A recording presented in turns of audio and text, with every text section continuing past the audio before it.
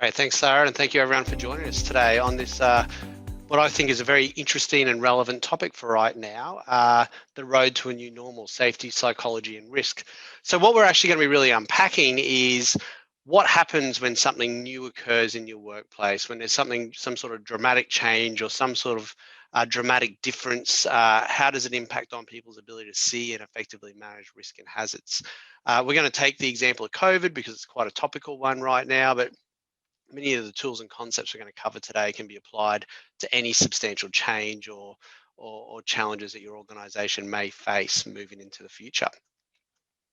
A little bit about myself and about the company I work for. So, as I said, I'm Anthony Gibbs. I'm the CEO of Centus. I'm a psychologist by my training and background, and was drawn to Centus by the mission to change the lives of individuals and organizations for the better every day.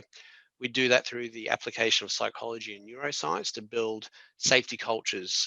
We build leadership capability and team engagement and alignment around the strategic objectives of the organization.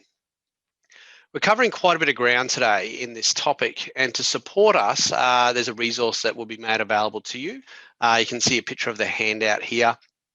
This handout provides a really nice summary of the types of risk awareness tools you can leverage and risk awareness levers you can pull as a leader to ensure that we're doing all we can to get our people home safe to the things, people, and places that matter most to them.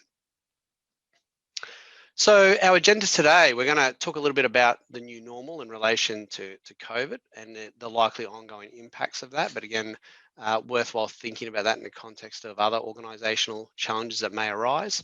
We're going to look at the idea of the brutal facts and assurance of success. So when faced with a new normal, any new normal, how do we process that and how do we, I guess, adapt and respond to that in an effective way? We're then going to unpack a little bit further and have a look at what happens in people's brains during these periods of challenge and change, and how do our brains see and manage risk? And then finally, we're going to look at some really practical tools to create focus. So we've had the challenging period occur. We've got the new normal kick in. How do we make sure that people are on their A game as it comes to safety? So again, you would have been living under a rock if you weren't aware of all the challenges that we've all experienced around COVID. Certainly in Australia, it seems like we're getting some easing and some things returning to some level of normality, but who knows what's around the corner. The challenge with all of this information is it's created a huge cognitive load, not only for us as leaders, but for organizations and for individuals within those organizations. And that will have a toll over periods. And certainly the leaders that I'm talking to at the moment are finding that many of their people are quite fatigued at the moment, and they themselves are quite fatigued and very much ready for a Christmas break. So a quick question here. So obviously, we've had COVID really challenges for the last 6 to 9 months. I'm curious, and I'll get Sarah to put this first poll up on the screen. How has the increased focus on business survival, hygiene, and social distancing impact on your overall safety focus in the workplace? So this is, thinking about your general safety initiatives, your day-to-day safety, even any strategic projects you had in the safety space. Do you think the focus on getting those projects and initiatives has increased, remained the same, or decreased? So again, reflecting on the last 6 to 9 months, how have you seen safety addressed by your organisation? Has the focus increased? Has it remained the same, or has focus decreased? So we'll just give a minute for all of those results to come in.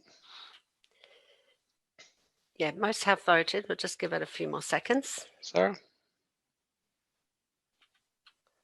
All right, I'll share that now. Fantastic. Okay, so excellent. So what we see here is that for many organisations, the focus has increased. Some say it's remained the same, about 23%, and about 20% say that focus has decreased. Look, it's been a really interesting impact that we've seen in a number of organisations, and I think probably the level of focus on safety has probably in some ways been correlated to an organization's threat response and levels of ability to survive over that period. I've seen certainly some organizations scramble really quickly and make sure that safety was a priority over this time, and I've seen other organizations really struggle to keep up with the pace of change and probably more focus on survival, financial and commercial survival as an organization, rather than safety as well. And that, of course, has a toll on people's, again, general personal safety and their well-being as well. Another quick question here. How many safety-related projects have stalled over the COVID period? So none. Safety has remained the focus throughout. Some because they were not practical to complete. Most, there was no point working on these projects when there were so many other distractions and the business couldn't afford it. All, we are waiting for things to return to normal before we can recommence. So I guess we've got a spread here of options for you to choose from we plowed through and we've continued to get things, we continue to drive things forward and keep things moving, through to we're going to stop and we're going to wait for things to return back to where they were. Again, I'll be curious in the responses to this, because we actually ran this same webinar mid-COVID, and we've got some interesting responses over that period. So how are we looking at, Sarah? Almost there, just a few more seconds. Great.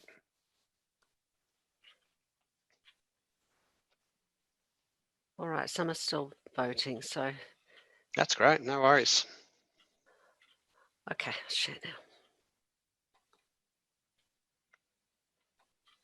There you go. Great, fantastic. So we had about 19% said that everything kept pushing on. 56% said that some stopped because they were just not practical to complete.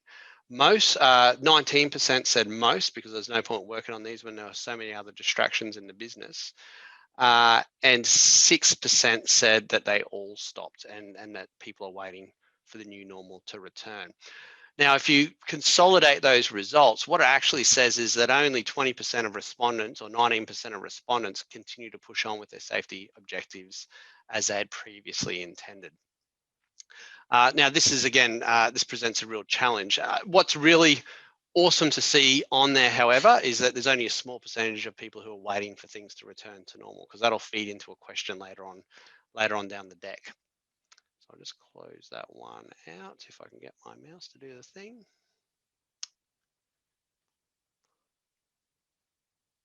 Thanks, Sarah. Okay, and the last one we're going to ask is, how much longer do you think we will be feeling the workplace impacts of COVID? Do you think things will be back to normal before we know it?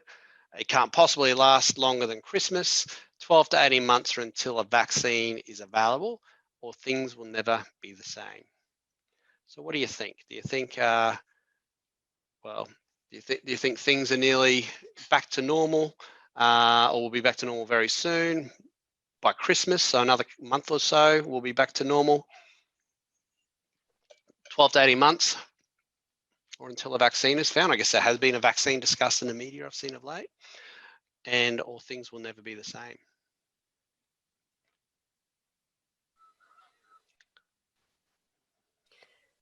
Okay, I'm going to share that now. Fantastic.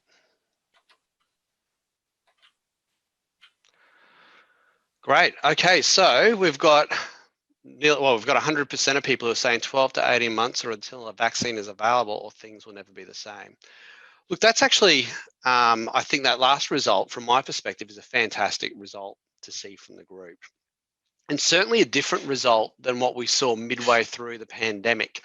Midway through the pandemic, we saw a very much larger spread of responses on all of those questions, and we saw a bunch of people who thought that that the pandemic was going to going to finish very soon, and we just need to hang on, and everything will be back to normal very, very soon.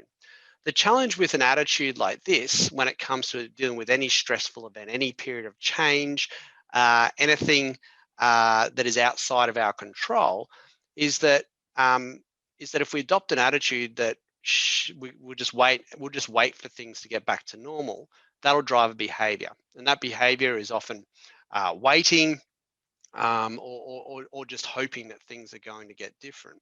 And the result is that really you're leaving your safety performance up to fate, luck, and chance.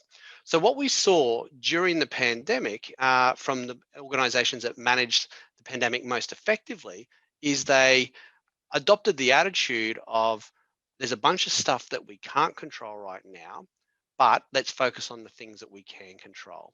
And that drove more proactive behaviors. And the result that that tended to lead to is that they took proactive measures not only around managing COVID, but managing the safety risks associated with COVID. And finally, they also went and they were able to address many of the psychological risks that were also associated with COVID. What they essentially did is they adopted a different locus of control to some other organizations. So for those of you who aren't familiar with the concept of locus of control, what this model says is that we can be at any point in time in one of two states of locus of control. One is an internal locus of control and the other is an external locus of control. If I'm operating from an internal locus of control, I believe and I'm conscious of the fact that I control what I think, feel, say, and do. No one can actually control that for me. People can influence it, but I'm the only one who can control what I think, feel, say, and do. People who operate from that internal locus of control focus on that in challenging circumstances.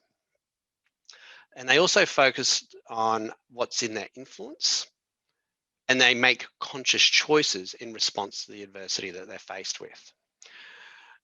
Individuals who operate from an external locus of control, or organizations that operate from an external locus of control when faced with significant adversity, such as the COVID pandemic, are less likely to think about what they can control.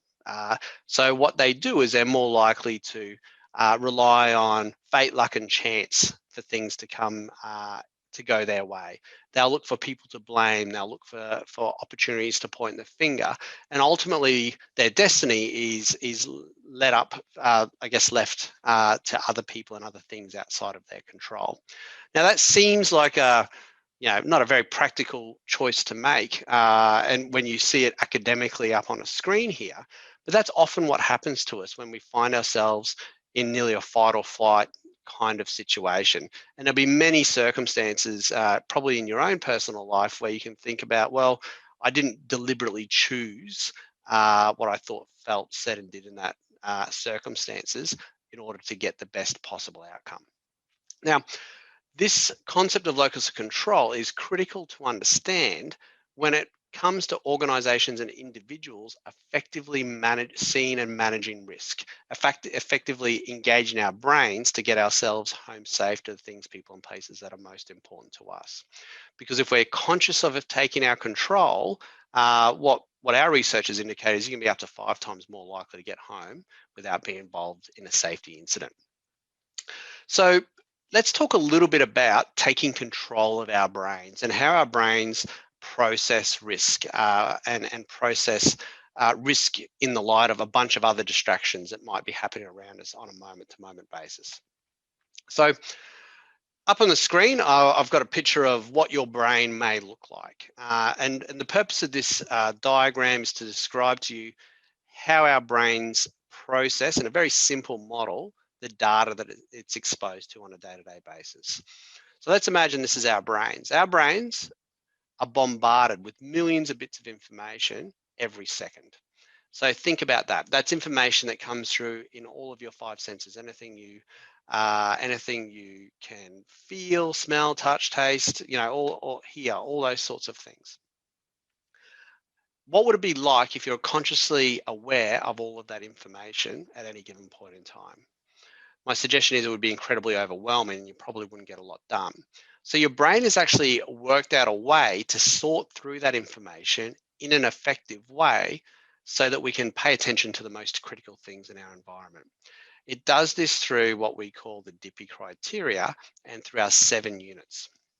So the DIPI criteria stands for dangerous, important, pleasurable, and interesting information. And what this says is that our brains are more likely to pay attention to anything that's either going to cause us physical threat or harm, or social threat or harm, so dangerous, anything that's important, so anything that's particularly matters to us or is high on our values list, perhaps, anything that we find pleasurable, and obviously anything that we find interesting. And this is a hierarchical model. So I might be looking at something interesting and something pleasurable comes past, that will outrank interesting, important outranks pleasurable, dangerous outranks a lot.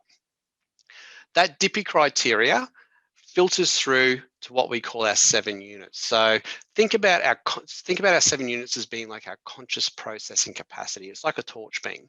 So we've only got a very limited torch beam or conscious processing capacity in relation to all those millions of bits of information. So ensuring that that torch beam is focused on the most important thing at any given point in time is absolutely critical, because it's through our ability to attend to information that we can link to our past experiences. So think about our subconscious brains as being a filing cabinet full of all of our memories, experiences, knowledge.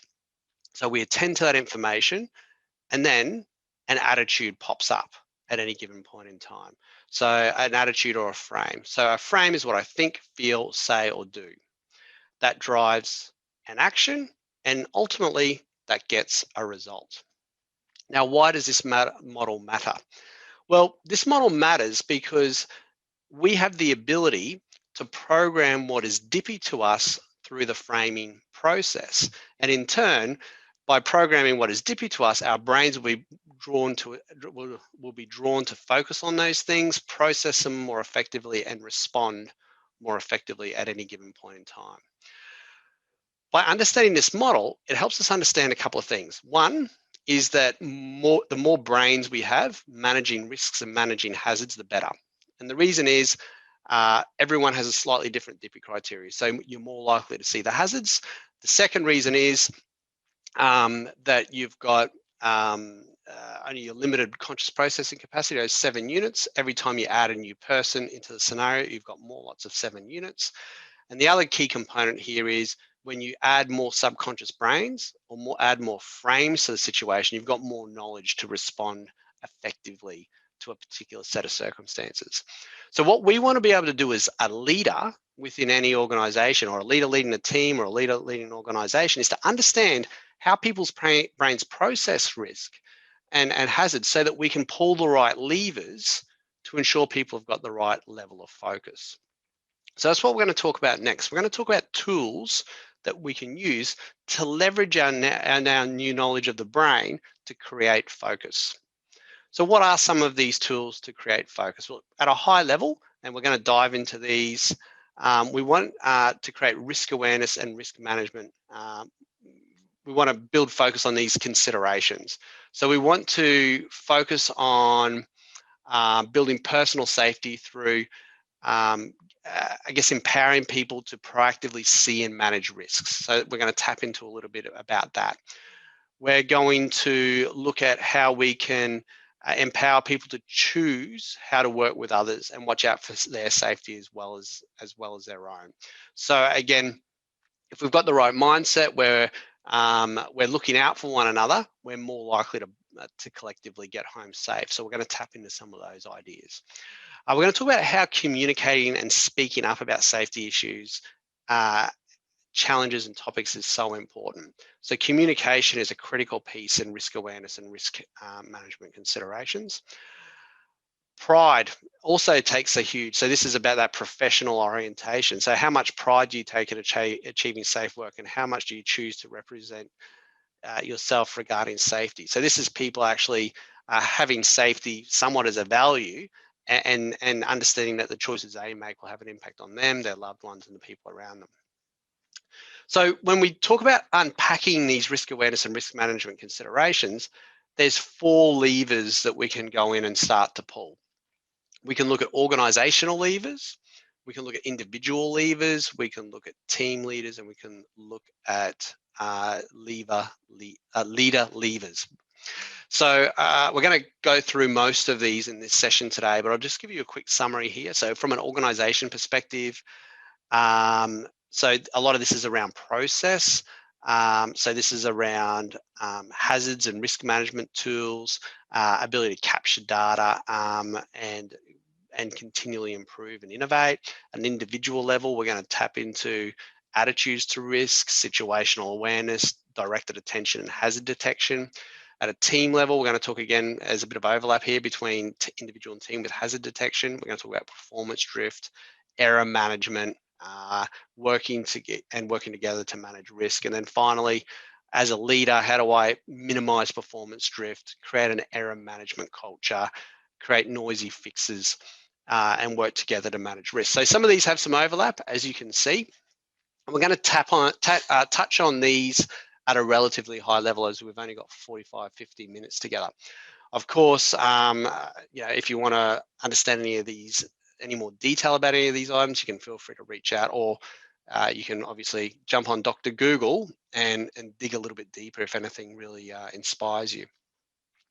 So we're going to start by tapping into individual attitudes to risk at a PERS component. So we're going to look at, firstly, how our attitude to safety systems and risk can impact on our safety. We're going to look at then my brain and risk. So we're going to look at the concepts of perception, blind spots, habituation, and internal energies, and how they can help and hinder us in staying safe.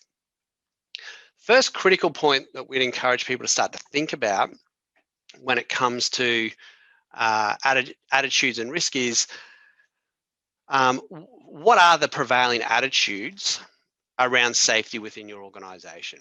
Do people take high levels of ownership and responsibility for safety? Do they see safety as an investing in themselves and their families and getting home safe? Or do they see safety as a cost? It costs too much time, it costs too much effort, it costs too much energy. Perhaps they see it as a backside covering exercise by management within your organization. So have you heard any of these attitudes within your organization before? She'll be right, it won't happen to me. It's okay to cut corners, it'll cost too much money. We've just got to get the job done. If I followed all the procedures, I would never get the job done. Now, those phrases in themselves, oh, well, are they that big a deal? We hear them every day. But the challenge is that they are a reflection of people's attitudes. Now, what we know is that if my attitude is one of laissez-faire or reluctance to engage with safety, you can view your attitude, how you think and feel, as being like fuel for your behaviors. Think about your feelings for being like fuel in your car that drive the behaviors. If I think safety takes too much time and too much effort, how much energy do I have into engaging in the behavior of actively engaging in risk management, perhaps completing my risk management tools, engaging in pre-start talks, raising issues with my leaders? Now, if that's the answer is not much. So those things are less likely to happen. Now, if I'm getting less of those types of behaviors, how does that impact on my results? The challenging thing is, often people get away with not engaging in those behaviors, and the results they get is nothing actually happens. So then our brains can habituate to a new level of normal. Now, the challenge with that is we get away with it until we don't. And then a big incident occurs or something goes wrong or a leader catches us, and then the whole thing becomes a huge incident investigation and everyone feels pretty hard done by. So our role as leaders and as individuals within a team is to understand and recognize consciously when those types of frames or attitudes are popping up, and to overtly challenge them. We want to challenge them to create awareness around how our current attitudes may be helping or hindering our goal of staying safe. So what we really want to be doing is consciously identifying that's an attitude that is occurring within our team, and then working with the team to reorientate that attitude, to talk about, all right, well, what are the hazards associated with adopting this type of style of thinking? Why is it that we're choosing to stay safe? What's in it for us? What are the consequences of not making deliberate safety choices? So reframing and assisting our people to reframe becomes a very critical tool here. The second component we spoke about before was how our brain can sort of trick us nearly into creating risks. So this is where situational awareness becomes a really important tool to consider. Our brains will create both amazing opportunities to see and manage risk, but they will also have the potentials to contribute to the hazards in our environments if we're not conscious in managing how they focus and this concept of situational awareness. So we're going to unpack a couple of concepts here. One is perception, the next one is blind spots, the next one is habituation, the last one is internal energies, because all of these can contribute in helpful or hindering ways to us getting home safe. I'm going to first of all talk about perception. So firstly, when we talk about perception, it's worthwhile recognizing that what we think is true may not be reality. And our brains will often take shortcuts to say, shortcuts to process information. Our brain's way of processing things is typically close enough is good enough.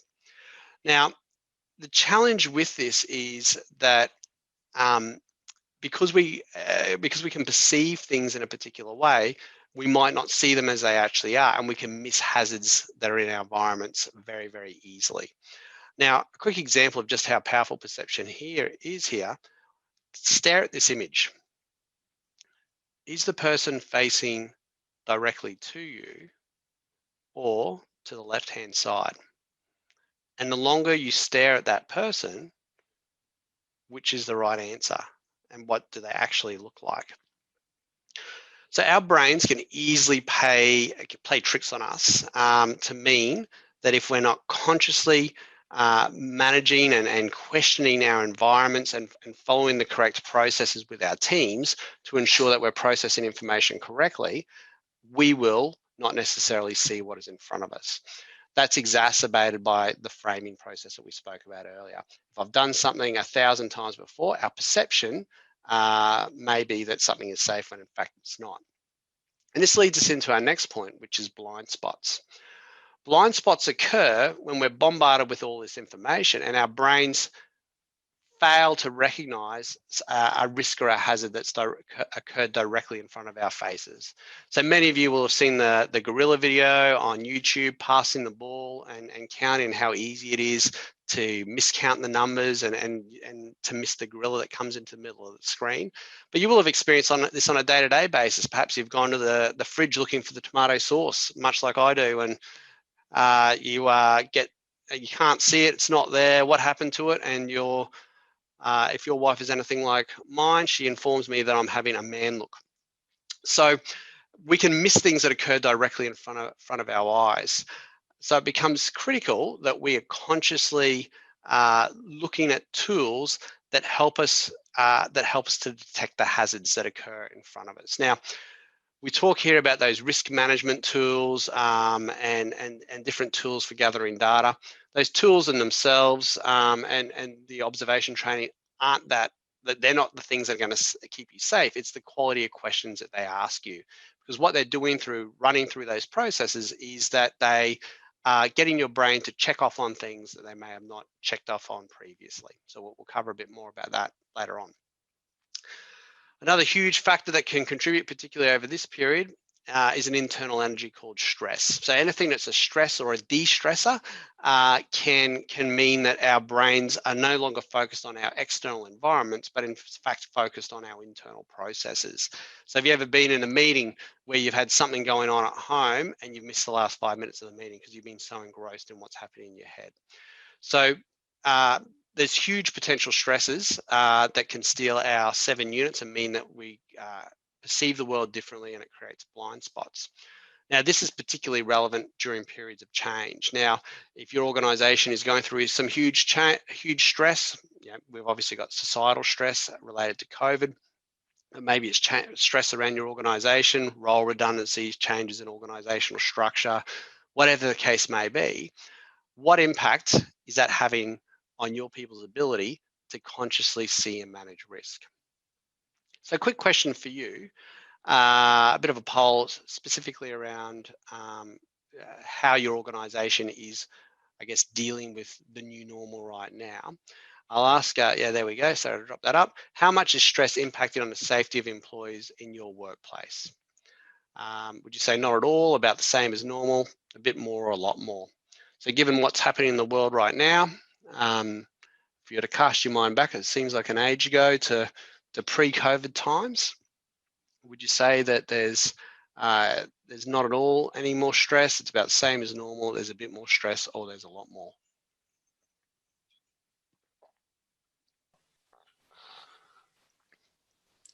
Okay, we're already nearly there, so Awesome. just a couple of seconds. All right. Great. Okay, so no one said not at all. About 16% have said about the same as normal. About 61% have said a bit more, and 24% have said a lot more. So you would say that, well, nearly 3/4, more than 3/4 of people, 4/5 have said that there's more stress for employees to manage over this period of time, or team members to manage over this period of time.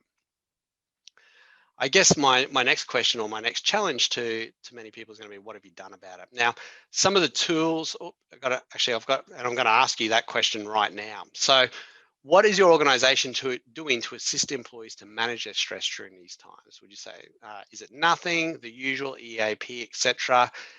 Not as much as we should.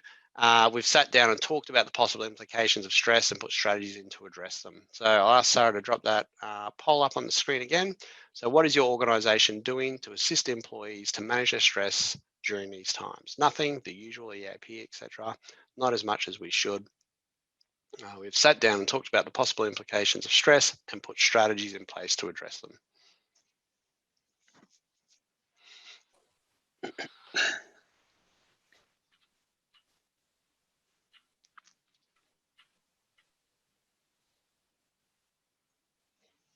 All right. I think I'll close that one now. All right, thank you.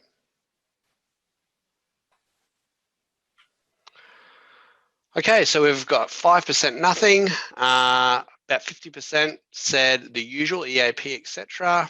30% said as much, not as much as we should, and only 16% have said that they've sat down and talked about possible implications of stress and put strategies in to address them. I guess, again, an interesting reflection point for people on the call. We had nearly 100% of people, I think it was 100% of people on the call, say that they expected the impacts of COVID to be ongoing for at least the next 12 to 18 months. We had probably 4/5 of people say that they've had at least a bit of increased stress for their people, and some said a lot more. But yet only 16% have actually sat down and thought about putting strategies in to address that. So I guess my challenge to everyone on the call today is going to be, if you haven't deliberately sat down and thought about the new working world, the new normal that you're facing right now, how can you adopt an internal locus of control to control what you can in regards to the pending risks? Because my challenge is going to be to you all, or my suggestion is going to be to you all, the longer that this goes on, the more psychological injuries we are likely to have. But tied to that, it puts us at real risk of more physical injuries and hazards within the workplace. And there is strong research linking people's mindset and stress management to risks and hazards within the workforce. A couple of tools that we can give you today, however, to think about. One is the what's important now question. So if you find yourself stressed and challenged over these periods of time, I'll challenge you to ask yourself what's important now. So redirecting your attention and focus on the most important thing at any given moment.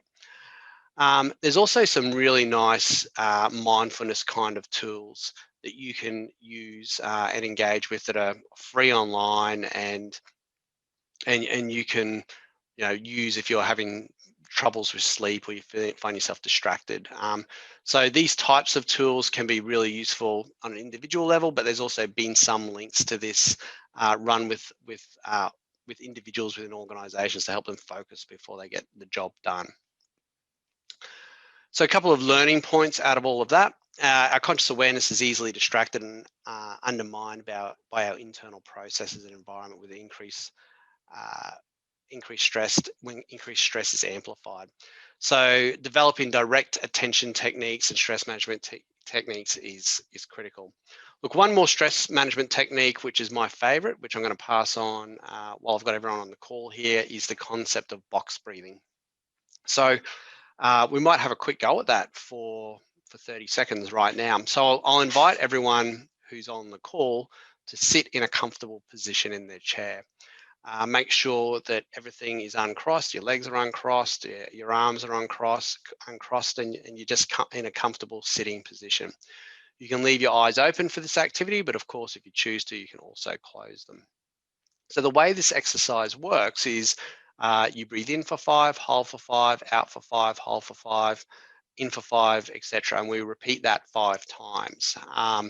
And I'll count you through the process. We're not going to do the full 5 by 5 today, but we'll just do a couple of rounds as an example, so you can experience the impact that can have.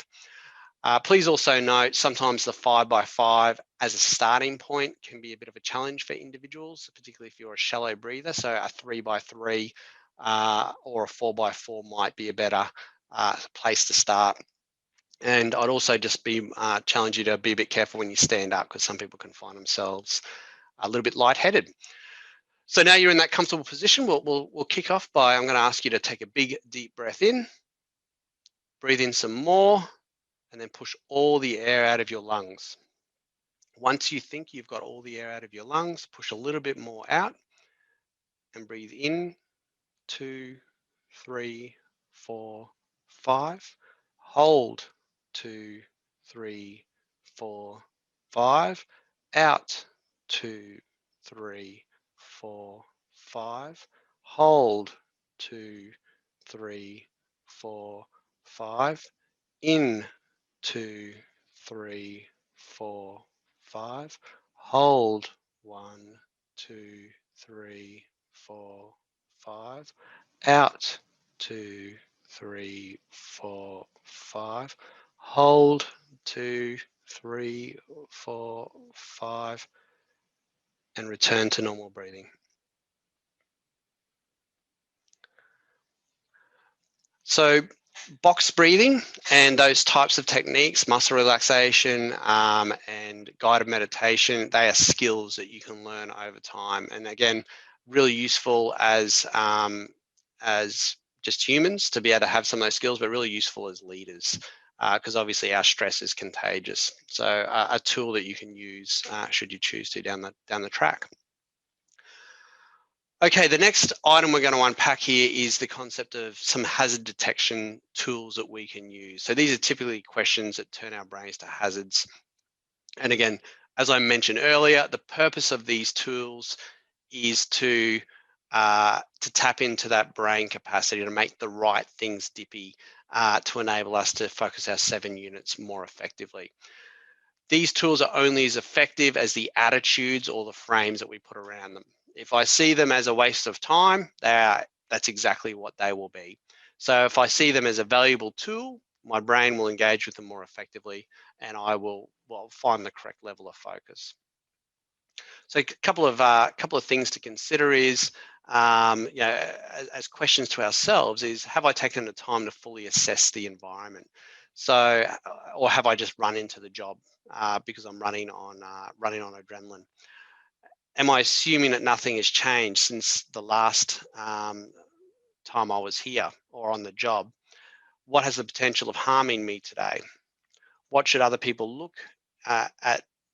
What would other people look at? Would other people look at this differently than me? Is there anyone I can cross-check my data with? Have I measured twice before I cut once? So these are just examples of the types of questions that we would challenge individuals to ask themselves to fully assess their environments. So again, these are just examples. Risk assessment management processes are designed to do this exact same thing. So using risk assessment tools as they are intended ensures that we've got a full understanding of our environments and the procedures that are involved. If we can engage other people in those risk assessment processes, again, that's even better because it gets more lots of 7 units involved in that process. So what we encourage you to push through your organization is to ask people before they start a job or even during the job, to stop, pause, and play. So this is a process of periodically reviewing, stopping, reviewing the situation, and resetting and recommencing. So, and not expecting that the risk assessment that we completed at the start of the job is still relevant halfway through. The next challenge many organisations can face, particularly over periods such as this, is performance drift. And performance drift is typically when new norms of practice are adopted. So either time pressure or impractical policies or procedures or whatever the case has meant that individuals have created workarounds. Now, the only way that we can really address performance drift is through effective communication and effective leadership and team members communicating about when they see that performance drift. Again, typical signs of performance drift are things like increases in underreporting, maybe lower levels of raising of issues, or even perhaps obviously observing people being driven by performance pressure or having a fear of speaking up. Now, why do people typically have performance drift? It's because our brains will receive our environments or social connections as either being pleasurable or painful, much in the same way as we'd experience physical pain or pleasure. So there's a lot of research out there that suggests that if our people perceive that there's pain attached to speaking up, talking about challenges, even addressing safety, they're less likely to do it. So an important part of effective leadership in this time is really promoting and driving positive safety behaviours, such as reporting, such as speaking up, and actually going out and rewarding and recognising the types of behaviours that we want to see more of. So a learning intervention point here is, the standard we walk past is the standard we set. Now, this works in both directions. So a challenge to you would be, obviously you can't walk past a performance drift. That's something that isn't going to plan. So having a coaching conversation is critical at that point in time. But on the flip side, actually rewarding and recognizing what's working well becomes really, really important if we want people to maintain the standard that we want to see more of. The next item we've got to cover quite quickly is the concept of error management tools. So there's a couple here we're going to cover off. One is pre-action preparation. So this is typically your toolbox preparation process, in-task recovery, person over position, and the concept of after-action reviews. So pre-action preparation, this is using the collective power of the team to support each other, to see risks, to manage risks, and to challenge each other to think differently about safety. So this is about really, I guess, sitting as a team before we undertake a job and having a conversation about the job to be done. Now, I've been on many job sites, both in field and in sort of on fixed operational sites, where the apprentice is left to do the paperwork, the safety paperwork, and the rest get out and get the job done. What I'd be really challenging your organisation to consider is, are people really taking the time at the start of the conversation to have a meaningful chat about the job to be done? Where I've seen this work really well is by having that really important conversation at the start of the job. Not only do you have the opportunity to proactively address hazards before they become a challenge, but often it enables a team to coordinate more effectively on how to get the job done more efficiently. So it feels like a little bit of it feels like a little bit of a cost of time and effort to stop and have that conversation at the start of the job. But my suggestion is it's a false economy, because taking the time to plan properly will often mean that we're more prepared and we're more able to get the job done safely and efficiently. A couple of other things to consider. Is your organisation implementing noisy fixes? So are you owning and sharing an error in an open forum? So when something doesn't go right, how do we respond to that? And how do we communicate, and how do we collaborate around that to prevent the error happening again? I was on the phone with a leader just before who was mentioning that she was at a site that had a fatality, and she had seen just recently nearly the exact same fatality happen at another organisation, another site 3 years later. And you hear this happen so often. So obviously you don't necessarily have control about how things are communicated across an industry, but you do have some influence potentially over how things are communicated within your organisation. So how do you I guess, celebrate when things don't go to plan as an opportunity to improve and get people home safer? Another really important tool to consider is person over position. So the person with the greatest expertise and knowledge and the best situational awareness about the events are trusted or empowered to make recommended decisions in these points in time. So again, this comes down to a leader effectively facilitating a conversation with a group and tapping into that group knowledge and not being expected or expecting to have all the answers for themselves. So if you are engaging in a new job or a job that's been done before, are you specifically leveraging the capability that you've got in your group to know more? Are you treating your people as a problem or an army of problem solvers? Because that's the big point here. How do we tap into that group knowledge and share those learnings? And again, all of these tap into creating more trust and shared responsibility. So by tapping into these two, it gives us the opportunity to show that mutual respect with our team and to build that trust and engagement. Final tool here is the idea of after action reviews. So often when something goes wrong, we put in systems to catch and correct the errors. So incident investigations or whatever the case may be. And that's great. Obviously running an incident investigation or having a conversation when something doesn't go to plan is really, really important. That challenge to you is there an opportunity to apply that in a positive sense? What happens when something goes to plan? What happens when a job is a raging success? What happens when you just come to the completion of a job full stop? Taking that opportunity to stop and reflect on the job that was, have a conversation about it, carry learnings forward, creates a huge opportunity for mitigating risk into the future.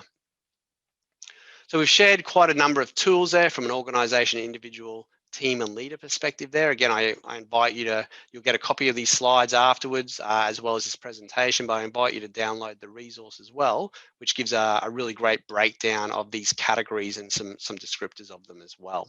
I'm going to open up for some questions in just a moment. So if you'd like to put those in, Sarah will collate those and get those through to me. While we're doing that though, there's a couple of offers that we'd like to put out there. We've spoken quite a lot about resilience and wellbeing over this period and looking out for our people. There's an opportunity for you to participate in our next masterclass on the 11th of February up on the screen here. Now, what this masterclass does is it's 3 90-minute webinars with supporting resources, and we cover the neuroscience of resilience, how to create a culture of wellbeing and resilience, and navigating change, challenge, and adversity. So if you think that there's an opportunity for your organisation to start to think a little bit differently, then please feel free to register your interest. I'll ask Sarah to pull that up on the screen. So we've run a few cohorts of this particular session, and the feedback has been widely really positive. The reason being is there's some fantastic tools within the program, but you also get that opportunity to network with your peers and get their perspectives and what they're doing and not doing and what's worked well and not so well. So I'll ask Sarah to put that poll up on the screen when she gets the opportunity. No, I thought we've done all the polls. Oh, we have. Oh, that's okay. No dramas. We must have missed that one, Sarah. All good. If you are interested in that or our Zip Essentials, though, feel free to email us and or hit me on LinkedIn, and we'll be more than happy to link in with you. Yes, if I had the link, I'm just trying to find the link for what you're showing at the moment on the web, so that I could put it in the chat. What I have put in the chat is the link to you're doing another webinar with us next week. So absolutely. Yeah, so I have put that down there. But we'll include any of these links with the email later today also. Thank you, Sarah. That's great. So questions? So any questions? Yeah. No, I think you've answered everything already. Okay, great. So there's none coming through, but every time I say that, there's always one. That's Let's give it another 60 seconds, maybe.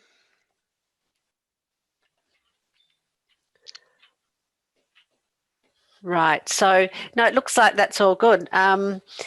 Yes, so we'll share these links, the slides, the video. The podcast is always fantastic for people on the move and busy. I'd really like to thank you again, once again, Anthony, for joining us, and the many times that you have done this year. The information has been amazing. So thank you for that. I hope everyone enjoys the rest of their day. And there's some feedback there that's really positive as well. Right. All right. Thanks so much, all. Take care and look forward to catching up again next week, hopefully. Thanks, everyone. Bye. Bye.